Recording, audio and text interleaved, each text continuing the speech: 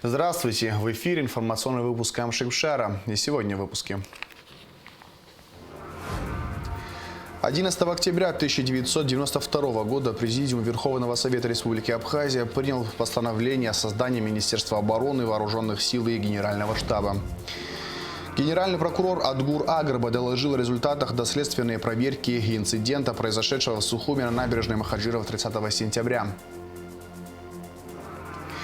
Минздрав передал Сухуму две новые линейные машины скорой помощи, приобретенные за счет средств Хазарета Совмена. Министр сельского хозяйства Беслан Джопу обсудил с начальниками районных управлений сельского хозяйства и директорами МТС ситуацию с мраморным клопом.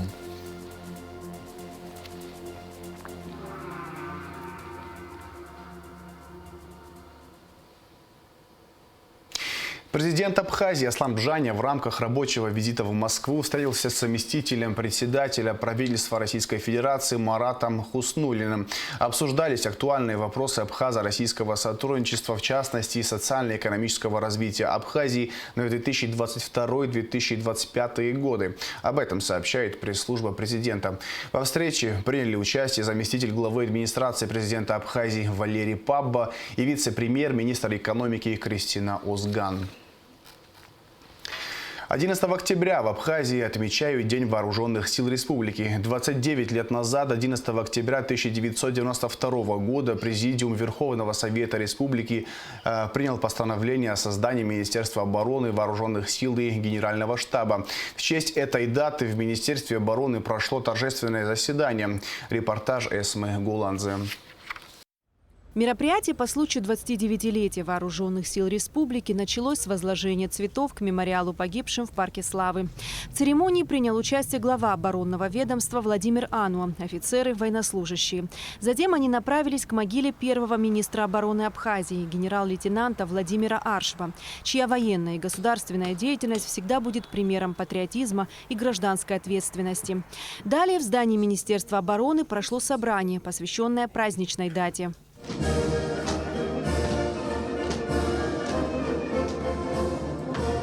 Торжественное собрание, посвященное 29-й годовщине образования Вооруженных сил Республики Абхазия, объявляется открытым. 11 октября 1992 года Президиум Верховного Совета Республики Абхазия принял постановление о создании Министерства обороны и Генерального штаба. Эта дата считается днем создания Вооруженных сил Абхазии. В своем выступлении министр обороны Владимир Ану отметил, что ведомство было создано в непростое судьбоносное время, когда наш народ противостоял врагу. Министр подчеркнул роль первого президента Абхазии, главнокомандующего Владислава Арзенба и других прославленных командиров. Уроки прошедшей войны и тяжелого послевоенного времени поставили перед абхазской армией новые задачи, с которыми она успешно справилась. Сейчас идет процесс реформирования вооруженных сил, которые должны отвечать требованиям современного демократического общества. Военнослужащие вооруженных сил выполняют боевые задачи по охране мира и покоя, демонстрируя высокий профессионализм, являясь символом миролюбия, стабильности и ответственности. От представительства Приднестровской Молдавской Республики в Абхазии Министерство обороны поздравил Гарри Купалба и пожелал мирного неба над головой. За эти годы вооруженные силы в дни Отечественной войны, в самые тяжелые дни, смогли отстоять свободу и независимость нашего государства. В более поздний период, помните, майские события 1998 года. 20 лет тому назад октябрьские события, они еще и не завершились. Октябрьские события, когда на территорию Абхазии вошли международные террористы во главе с Гилаевым. И вооруженные силы делали все для того, чтобы защитить свободу и независимость нашего государства. И в августе 2008 года вооруженные силы обеспечили территориальную целостность государства благодаря этому событию. Сегодня мы имеем и международное признание.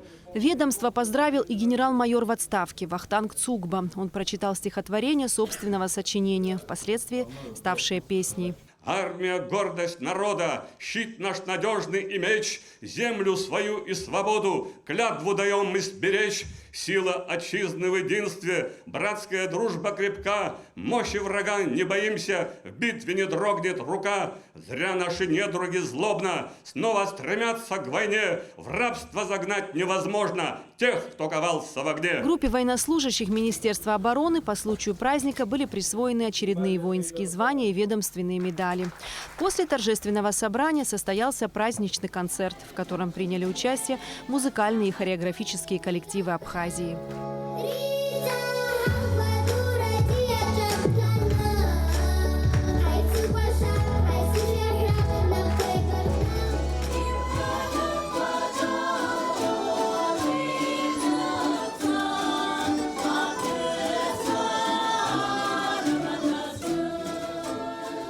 День вооруженных сил Абхазии – праздник, который неразрывно связан с такими понятиями, как честь, достоинство, верность долгу и родине. Сегодня абхазская армия, как и всегда, самоотверженно стоит на страже национальных интересов нашей страны. Эсма Гуланзе, Алексей Баструков, Абхазское телевидение.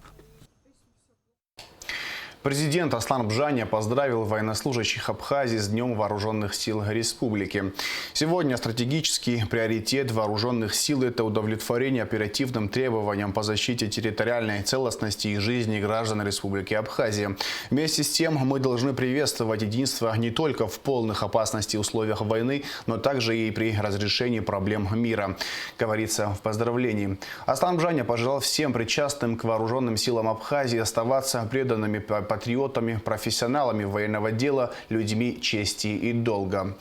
Поздравления с Днем Вооруженных сил Абхазии министру обороны Владимиру Ану, а также направил спикер Народного собрания. Валерий Кварч отметил, что на протяжении всей истории существования вооруженных сил их личный состав с честью выполняет служебный долг, демонстрирует беспримерное мужество и отвагу, самоотверженность и преданность Отечеству. Состоялось внеочередное заседание сессии парламента, на котором генеральный прокурор Адгур Агарба доложил о результатах доследственной проверки инцидента, произошедшего в Сухуми на набережной Махаджиров 30 сентября. Кроме того, на заседании парламента был принят в первом чтении проект закона о внесении изменений в республиканский бюджет 2021 года. Все подробности в репортаже Али Китрапш. Доследственная проверка по факту применения насилия со стороны сотрудников Министерства внутренних дел, а также по факту хулиганства, незаконного хранения и ношения оружия и оскорбления представителей власти завершена. Об этом на рабочем совещании парламента рассказал генеральный прокурор республики Адгур Агарба. Проверка, по его словам, проведена в полном объеме. В результате в отношении двух заместителей министра внутренних дел Дадына Чачхаля и Рашид Свижба возбуждено уголовное дело по факту превышения должностных полномочий с применением насилия. Данная статья подразумевает лишение свободы от 5 до 10 лет. Что касается депутата Гарри Кокая, то в его действиях прокуратура рассмотрела признаки состава преступления. Предусматривается статья 207, как я сказал. Это есть хулиганство и статья оскорбления представителя власти. Он сам не отрицает, что он оскорблял самого министра, он оскорблял других сотрудников милиции, которые там присутствовали. Он сам об этом нам говорит в своих показаниях. Что касается хулиганства, я хочу сказать, что есть еще и мировая практика, и практика в России. Мы все это изучили, и с учетом Уголовного кодекса и тех требований, которые указаны, мы считаем, что в его действиях присутствует сегодня 207 статья. Это усматривается из того, что это происходило в людном месте. После того, как они вышли из ресторана, где они отдыхали, он произвел 5 выстрелов. Через 10 минут он производит еще 6 выстрелов. В тот момент находились там люди, кто-то проходил по набережной, кто-то сидел в ресторане, поэтому это все могло иметь другие последствия тоже. Мы считаем, что эта оценка вполне объективная и справедливая, на мой взгляд. Генпрокурор также рассказал версию, которая выдвигает следствие относительно другого депутата Алмасхана Гардзенба. На сегодняшний день имеются уже все доказательства у нас. 10 минут первого после инцидента, произошедшего на набережной, подъехал на своей служебной автомашине к воротам здания Министерства внутренних дел, вытащил автомат калибра 5,45 и произвел несколько выстрелов в количестве 20 выстрелов. С места происшествия изъяты патроны калибра 5,45, допрошены свидетели. Сам депутат Ардзенба неоднократно приглашался в прокуратуру города. Данной проверкой занимается городская прокуратура, а другой проверкой занимается Следственное управление. Он неоднократно приглашался, ему предлагалось дать показания, на что он отказывался. Также, согласно проверке, установлено, что у Арзымба Алмазхана имеется наградной автомат такого же калибра, 5,45, но с учетом того, что он сегодня обладает иммунитетом и неприкосновенностью, произвести обыск в его жилище не представилось возможным. Генеральная прокуратура не усматривает состава преступления в отношении действий министра внутренних дел Дмитрия Дбар. С учетом того, что Дбар Дмитрий Сергеевич находился в этом месте и с его участием произошел инцидент, который он впоследствии не смог предотвратить, Генеральная прокуратура считает необходимым обратиться в адрес президента с представлением о применении в отношении министра дисциплинарного взыскания и целесообразности его пребывания в занимаемой должности. Теперь я хочу пояснить, что нами допрошены все ветераны, все участники инцидента, сотрудники милиции, сам министр и другие свидетели. Относительно министра, чтобы было понимание, я хочу довести до вас, что никто из ветеранов и сам депутат Кокая, пострадавший, не говорит, что Дбар кого-то оскорблял, кому-то применял насилие.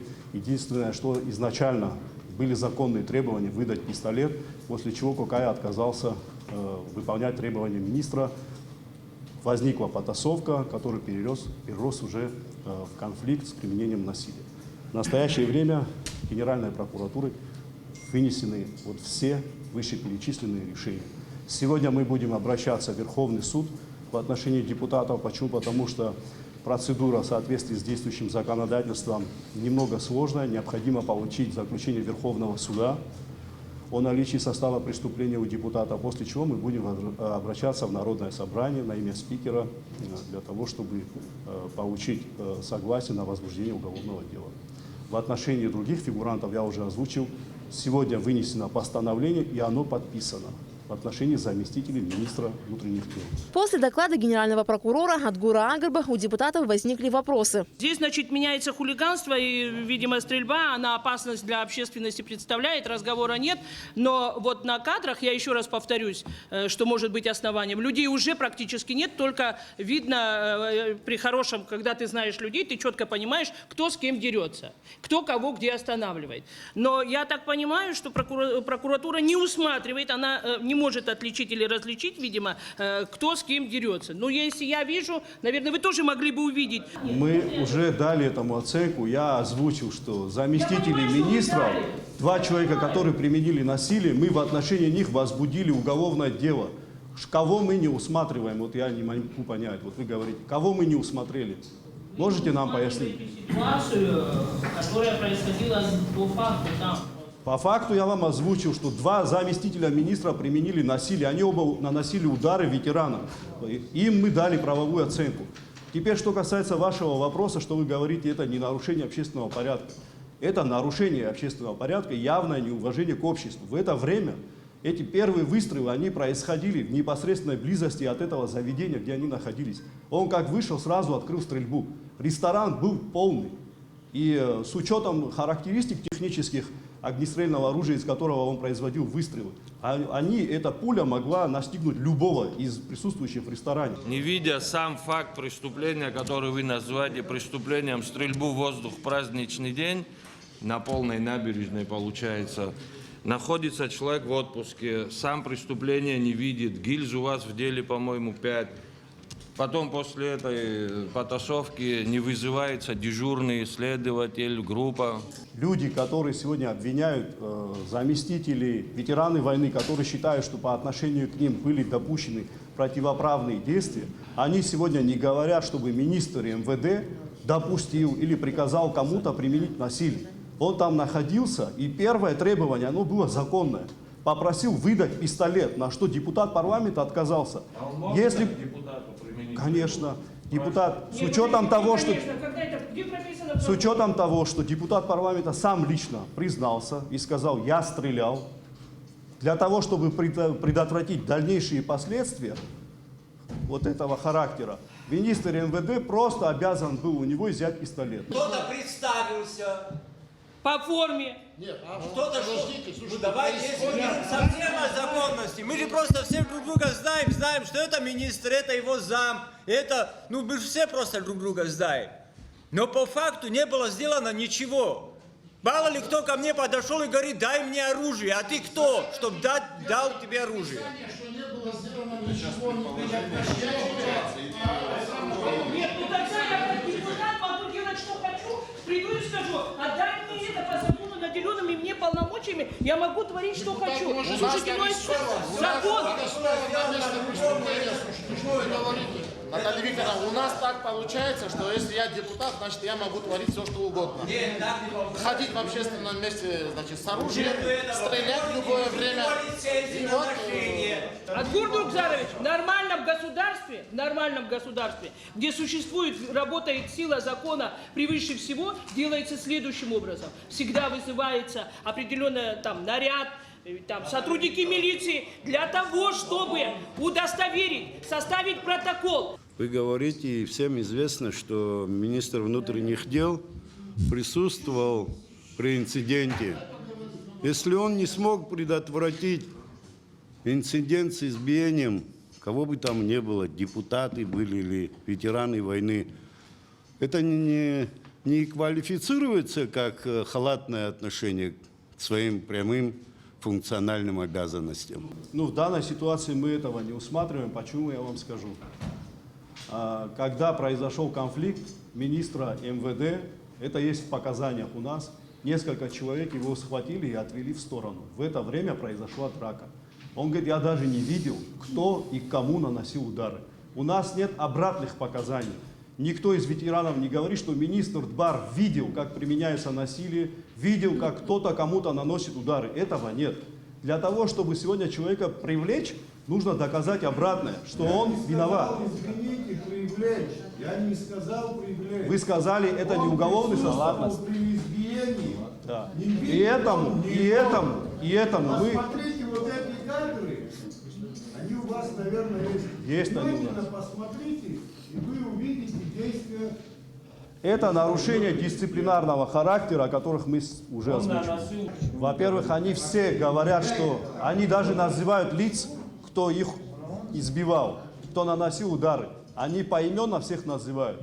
Но министра МВД они не называют. Они говорят, он нас даже не оскорблял. Какую оценку должна дать прокуратура, если никто об этом сегодня не говорит? Я вот это не могу понять.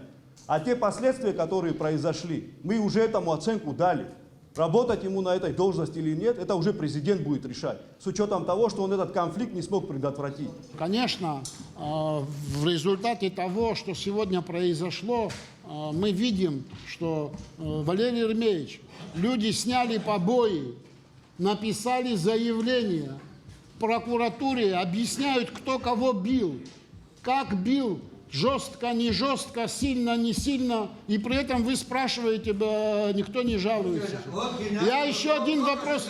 Да. Как никто не жалуется, надо слушать уже. Дальше еще вопрос хочу задать.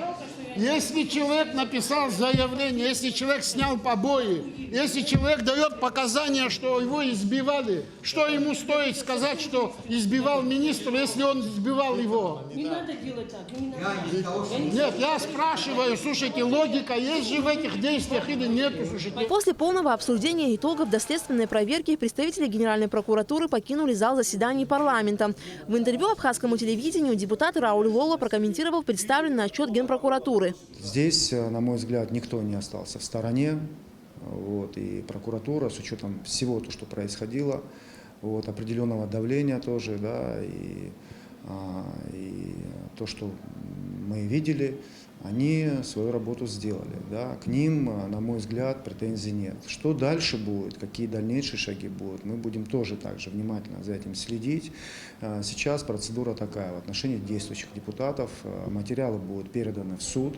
Суд уже обратится в парламент, и парламент будет принимать решение о снятии неприкосновенности с депутатов или не снятии. Достаточно материалов или недостаточно. То есть мы здесь тоже, я думаю, что в короткое время это тоже вопрос рассмотрим. Также в отношении сотрудников внутренних дел прокуратура возбудила очень тяжелые статьи, я хочу вам об этом сказать. Статьи от 5 лет в отношении сотрудников внутренних дел, это одни из таких самых тяжелых статей.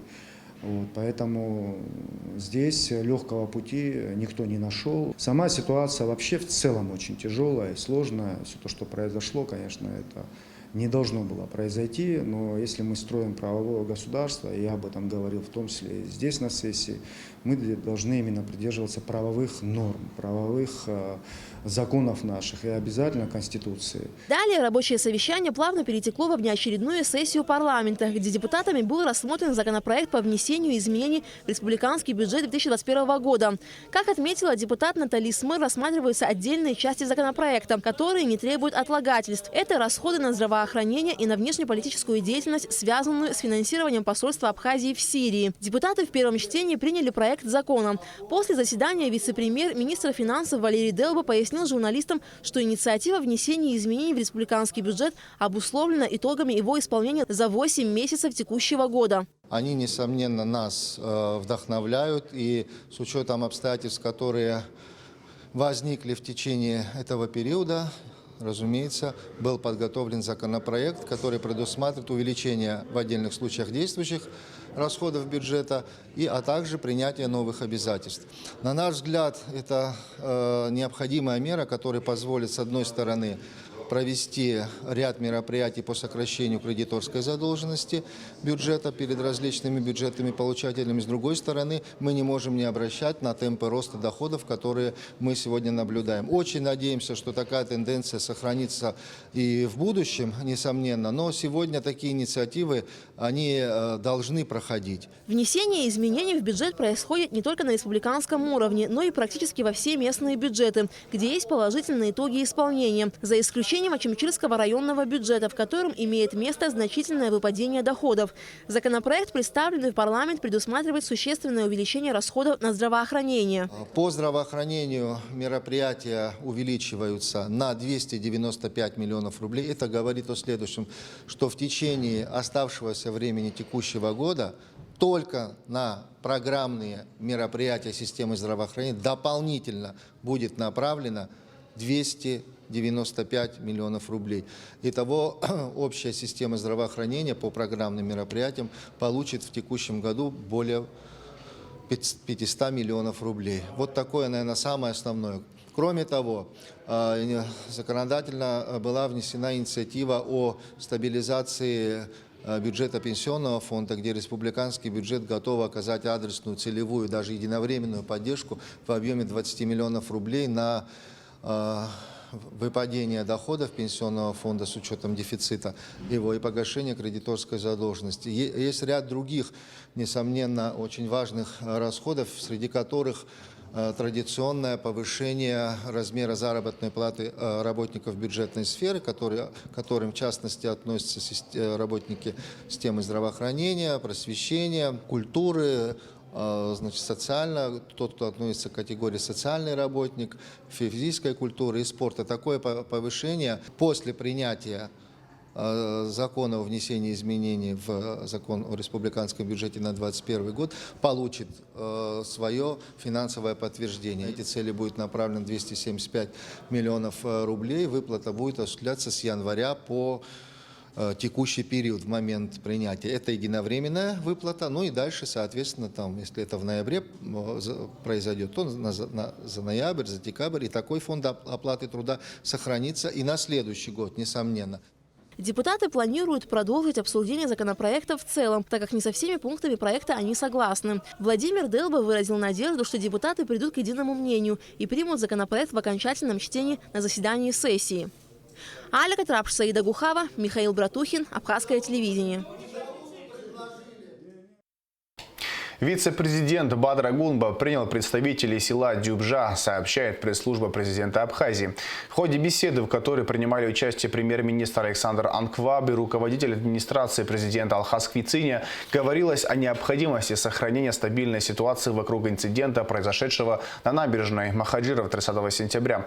Бадыр Агунба и его коллеги высказали мнение о том, что надо дождаться возвращения президента Аслана Бжани из рабочей поездки в Москву, после чего будет принято решение по материалам Генеральной прокуратуры. Минздрав передал Сухуму 2 новые линейные машины скорой помощи. Автомобили приобретены на средства, пожертвованные Абхазии экс-президентом Адыгеи меценатом Хазаретом Савмен. Одна из машин полноприводная, и ее будут использовать для выезда в районы Сухума. Вторая будет курсировать в городе. Заместитель главы администрации Сухума Астамура Шуба и главврач республиканской станции скорой помощи Аслан Джопо поблагодарили президента Аслана Бжаня, Хазарета Савмена и Эдуарда Будба за помощь городу. Они отметили, что новые машины станут большим подспорьем для оказания медицинской помощи гражданам в тяжелое время пандемии COVID-19. Вот по личной инициативе президента Республики Абхазия Аслана Георгиевича Бжаня приобретены 2 линейных автомобиля «Соболь». Машины оснащены кислородными баллонами, кислородной трассой, поэтому, я думаю, это будет большое подспорье для нынешней борьбы с коронавирусной инфекцией. Спасибо всем. Почти год, как в новом районе столицы не функционирует пункт скорой помощи. С учетом неблагоприятной эпидситуации в стране его перепрофилировали в помещение для забора ПЦР-анализов. По словам главврача республиканской станции скорой помощи Аслана Джопо, это никак не сказывается на оказании первой помощи нуждающимся. Подстанция «Скорая помощь» в новом районе, она располагается в здании милиции первого отдела. Там она не закрыта, она просто перепрофилирована в данный момент. Там располагается помещение для забора на анализы на ПЦР. Перепрофилировали. Там в этом помещении сегодня временно располагаются сотрудники санэпидстанции, которые, в принципе, с нами вместе работают. Тот, кто вызывает, для них скорая помощь работает и в штатном режиме, и ни один вызов мы еще без внимания не оставляли. Скорые помощи, они, если кто-то думает, что она там будет стоять и там вызвал и быстрее доедет, то это ошибочное мнение. Скорые, они практически не стоят, ездят. И мы работаем по рации. Значит, жителю нового района, ему откуда скорая с Шишерской стороны приехала, или с Киласура, или с нового района, в принципе, нет разницы. Для него самое главное, чтобы она быстро доезжала. То есть бригада выезжает к пациентам с любой точки города. То есть это, если есть подстанция, это не значит, что она оттуда постоянно выезжает к вам. Я хочу еще раз, чтобы люди поняли. Скорая работает по рации. Он может где угодно находиться, и получив вызов по рации, он оттуда стартует уже к пациенту. Делегация МЧС Абхазии во главе с министром генерал-лейтенантом Львом Фициния принимает участие в работе Всероссийской конференции представителей аварийно-спасательных служб и аварийно-спасательных формирований, которая проходит в городе Судаке, Республики Крым. Организатором конференции является общероссийская общественная организация «Российский союз спасателей». В ходе планированных заседаний планируется обсудить острые вопросы профессиональной деятельности спасателей, изменения и перспективы нормативного регулирования, проанализировать существующие способы и методы эффективного взаимодействия с добровольными спасателями и пожарными. В Госкомитете по репатриации и демографии прошел круглый стол на тему Абхазия и диаспора, состояние и перспективы.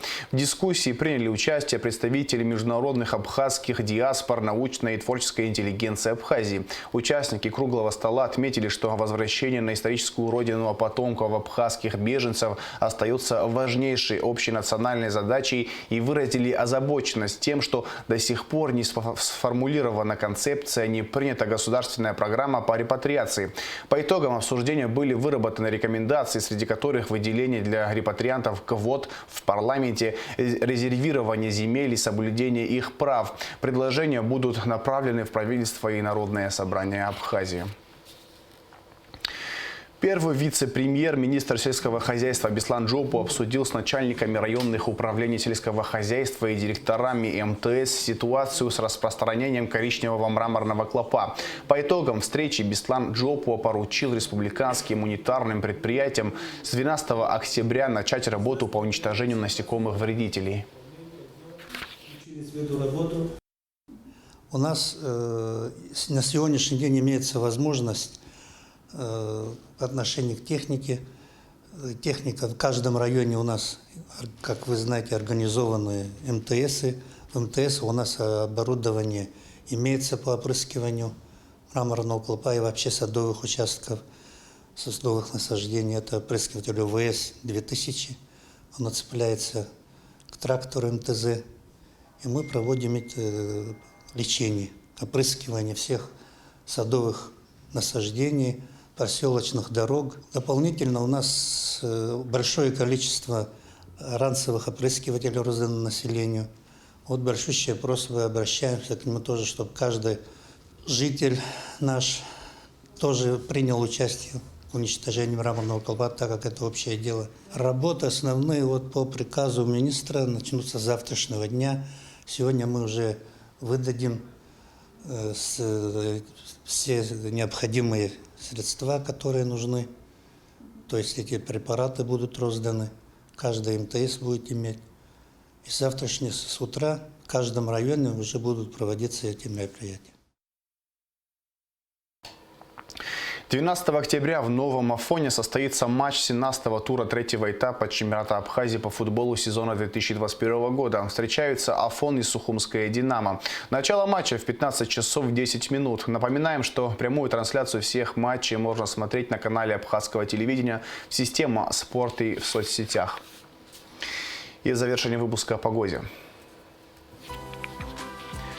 По сообщению гидрометцентра, во вторник, 12 октября, в Абхазии ожидается переменная облачность без осадков. Температура воздуха ночью 10-15, днем 19-24 градуса тепла. Температура морской воды плюс 21 градус.